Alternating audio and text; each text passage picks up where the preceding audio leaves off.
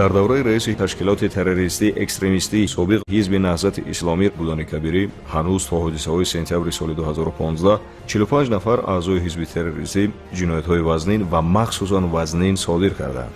соли 2010 раиси бахши ташкилоти террористии экстремистии собиқ ҳизби наҳзати исломӣ дар ноҳияи Рашт Давлатов Ҳусниддин дар ҳайати дастаи террористии бародараш Давлатов Аловдин бо тахаллуси Алии Бедакӣ ба узви иттиҳоди террористии ҷамъияти Ансоруллоҳ Раҳимов Абдулло бо лақаби Мулло Абдулло 25 нафар хизматчиёни вазорати мудофиаро ваҳшиёна ба қатл расонидаанд. моҳи июли соли 2012 роҳбарони бахши вилоятӣ ва шаҳрии ташкилоти террористии экстремистии собиқ ҳизби наҳзати исломӣ Маҳмадризоев, Сабзиалӣ ва Карамхудоев Шерик дар бетартибиҳои оммавӣ дар шаҳри Хоруғ иштирок намуданд. алайҳи мақомоти давлатӣ муқобилати мусаллаҳона нишон доданд.